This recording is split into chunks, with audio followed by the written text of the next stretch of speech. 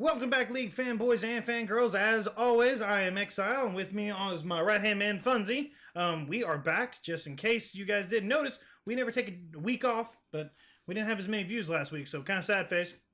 It was IEM, who cares? Yeah, who cares, IEM. But we are now back. Week 6 is behind us. Yep, and a lot of craziness went down, and let's just jump right into it. The four regular teams that we expect to be at the top are still at the top. TSM, C9, FlyQuest, P1 are all still chugging along. We do see a lot of action down in the lower bracket, though, as people fight for that playoff spot. Yeah, so I want to say that they're fighting for it, but it doesn't really seem like they are. Of course, C9 is on top, and TSM is tied with them. FlyQuest is up there, and P1, but and CLG is, rounding out that mid spot. But we had the week off. Teams had a week and a half break. Some teams changed what they were doing. You now have TL having Piglet Mid, as our good friend Armadillo Jackal said, fakelet or midlet, because he did say that he was better than Faker. So he performed really well coming in Saturday. He did awesome. Played against Immortals, crushed it. They played 3 games both times. So Piglet was in mid 6 times. He played 6 different champions, and he was 50-50 in those 6 champions. 3s were winners and 3s were losers. And I don't understand the play style behind that. I think he just doesn't know exactly where his best champion is, especially in the competitive sense. He definitely had experience on all of them. He knew how to play them. There was just some champions that he wasn't quite as strong on. And it definitely showed in one matchup where it just seemed like he was a wasted champion. Yeah, so he got crushed in it, and it was sucky. He did so well, though, that first time against Immortals, where you thought, man, I mean, everybody, even himself, was touting that, hey, watch out, here comes Team Liquid. And then the very next day, plays 3 different champions, and only one was to fruition. I don't understand that. I like the move to Piglet Mid. I think that if you're a pro-level player, a pro-level top player should be able to play support at or least some other second lane. At least. And he showed that he was good. I did not appreciate all the criticism on Twitter from, I'm a cutie pie saying, hey, ADCs are such trash. If you don't believe me, take a look at Team Liquid. I think that really undercuts how well Piglet played. Yeah, but you also have to realize that, Young Bin coming in as a mid laner playing ADC, you definitely saw that matchup not going well in some of those bot lanes. Yes, and he wasn't even playing against really strong teams. I want to see them match up against, C9 and see how that matchup's going to play out for them in the bot lane, because he was down in some of those games 100 CS. Yeah, so any matchup where you go against C9's bot lane, you're just going to lose. They are the team with probably the strongest laners, and C9's bot lane is probably the best bot lane out there. Yeah, and for a team that is on that cusp of being in the relegation, and they've been in the LCS for so long that they're one of the old blood teams now. So them and Team Envy are right there at the end. And these changes better be good for them because they're gambling on quite a lot. Yeah, so that's what I didn't like. I loved the move of Piglet going mid. And I loved how Piglet showed that, hey, I'm in the mid I belong in. I just don't know why he didn't take the 3 champs that he played the first day into the second day. Because there's no way that they would have focused all their bans on Piglet. And they didn't. He just decided to, show the world that he could play different champs. Well, that's great that you can play different champs. I can play 132 champs. Doesn't mean I'm going to win on all of them, but I can sure play the game. You are in last place, and your team is putting a lot on your back, which they should because you're a world champion. You got to own up to that weight that you're carrying, and you have to win. There is no time to lose. They can't lose. And another thing is maybe it's like a coaching thing. Maybe David Lin isn't giving them the coaching behind the scenes to get the comps in the right place. Yeah, I don't know. There's a lot of questions. I'm really hoping that he takes some stability into next week, because if TL wants to get out of regulation, They have to win games. And I don't care. If you're bottom bucket, you're bare, and you can only one trick your way out of relegation, or buddy, you ain't going to be in the LCS. That's just like Froggin's Anivia. You know, you got to ban that Anivia. When it works, it works. You do it, you do work. it. And you know what? When he needs a win, he falls on that Anivia, and it works. So, I mean, you really got to do something to get out of relegation. Envious is still down there. The only help they look like they're getting is from Immortals, who took a hard dive. They're another threw team those that, matches. Yeah, they're another team that needs to win. They do not have weekends to throw away, and to throw both games away was just awful. They need a solid 2-0 weekend. I would love to see them get a solid 2-0 weekend. If they don't, they're definitely in risk. Yeah, and man, it did not look good coming from Dardoch. I am critical of Dardoch. Yeah, I'm a critical of Dardoch just because I feel like he hasn't gotten over his emotions. I'm an emotional player. A lot of people I know are emotional players. When you put your heart and soul into a game, it's hard not to let that emotion take over. But you're a pro, man. You can't get tilted. You know what? You fail Flash, big whoop. Everybody's failed Flash before. You did it on national stage, big whoop. You have to let that go. You have to step out. If you feel like you're doing bad and you lost a game, you know what? Go into the break, eat your freaking banana, and then come back and forget about it. They have to have short mind spans and short attention spans to let those things go. And you could tell that Dardoch was carrying those losses with him, and it just compounded and it got worse. And I think they pointed out that it seems like he comes out strong in game one, and then it slowly deteriorates as the games go on. So it definitely seems like something that they need to work on improving. I know that his play style is aggression, and it works for some people. Acadian is aggression, and he got his play style from Dardoch.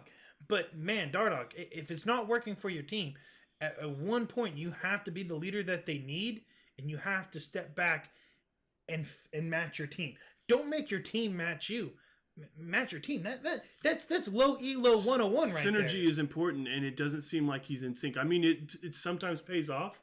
There was a few opportunities for him, but if you're not synergizing, and I think it was like one play where it just seemed like Rainover was synergized with his mid lane, and that capitalized in a kill on Dardoch. And that early in the game can shift momentum so quick on you and get away from you. Dardoch is a great player, and Immortals needs him to be a leader. He has to step up. And he's not doing it right now, and I hope that they can. Because if not, and TL stays where they're at, man, it'll be Immortals and TL in regulation, and Envious will get out. And it's just because at least Envious won a match. Yeah, and to see a team from last season be unstoppable in the splits, almost getting perfect seasons, and of course they didn't quite translate that into playoff, but to see a team like that fall as far as they have, I expected so much more from them. I expected them to not be doing what they're doing right now. I really didn't have any high hopes for them because it is a completely different team. But holy cow, you just at this point in the season, if you're a middle of the pack team, you can't throw games away. You can't. So speaking of middle of the pack, I want to switch this over. CLG is now officially 50-50. Yep. And that could be a good thing or that could be a bad thing. They need a good solid 2-0 weekend out of the next 2 weeks. I agree. They do, but they are a slow roller, and I honestly think that right now they're in the playoffs. I feel like if they can get in the playoffs, they can make waves. I am never, ever going to count CLG out because their team play and their team cohesion so strong. I mean, so strong. Afromu is a great leader. They all surround around him.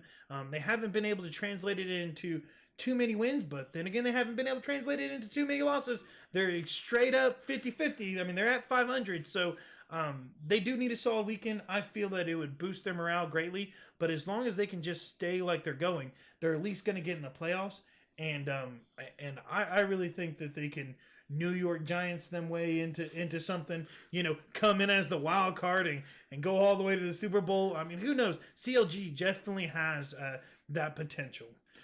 So, I mean, and their biggest question was Darshawn, and each week I feel like he's getting stronger. Yeah, and there's definitely improvement there. I'm not saying that there isn't, but if they don't show a good weekend, they need a good weekend in order to make sure that they close out into the playoffs. Yeah, out of our top 4 teams, the one team that I'm probably most worried about out of our top 4, most people would think that I would say P1, but it's not. It's actually FlyQuest. FlyQuest has given me the biggest worry because last week or the week before last, before we took our break, FlyQuest faltered and they dropped a little. Then they come back after a week off, and I didn't see a real big change. There was a game against C9 that they should have won.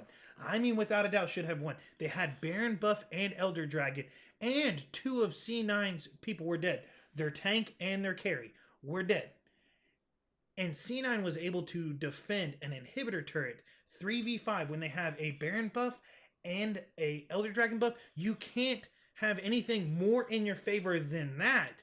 And they were too scared to pull the trigger. And because they were scared to pull the trigger, C9 was able to recapitalize, push them as they're trying to retreat, get the kills they need, and eventually shove it down mid. And I'm wondering if it's because of their playstyle. And their playstyle seems to be that unorthodox approach to League. And it may work on teams that are less experienced, but the experienced teams are definitely showing FlyQuest that that's not going to fly on the Rift. No.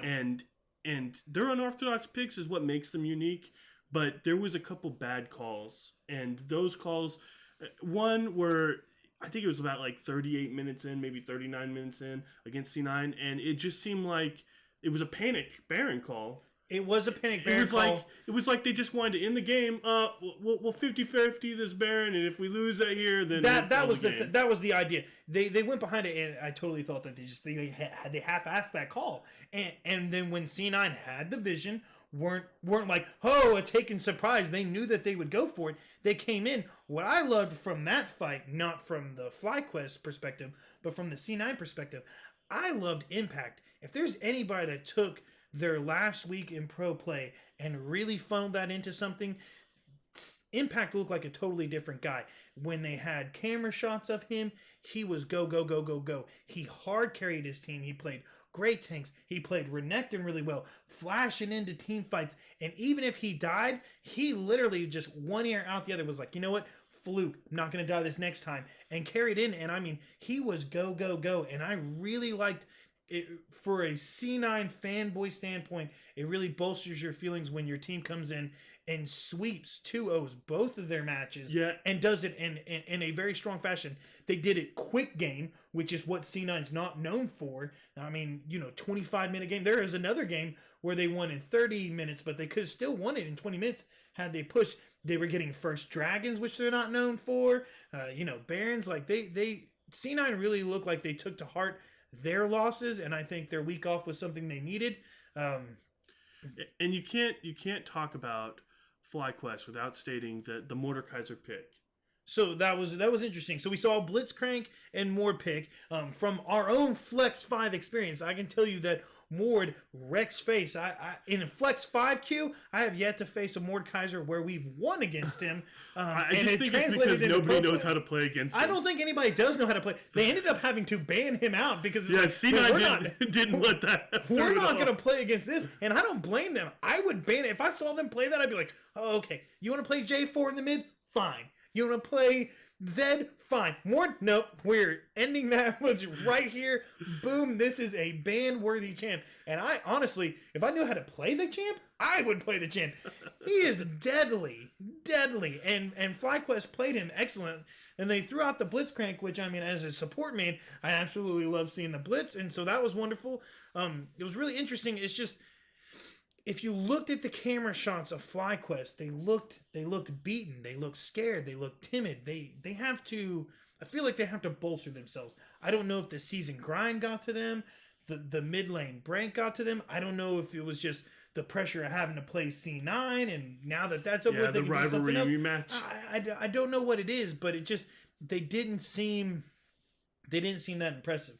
Whereas TSM and with Hanser the Monster top lane, even though CLG's dogging him out in Twitter, calling out Hanser for playing nothing but tanks. Hey, you know what? If I was a one trick and I was a pro and it was what I took to win, one trick me up. I would one trick to the finals. I would one trick to Worlds. I would hoist that champion cup and be like, yeah, I'm Faker and all I play is Rise. Like, I would do that. Like, who cares? If you don't like somebody one tricking or you don't like somebody's one style play style, you know what you have to do?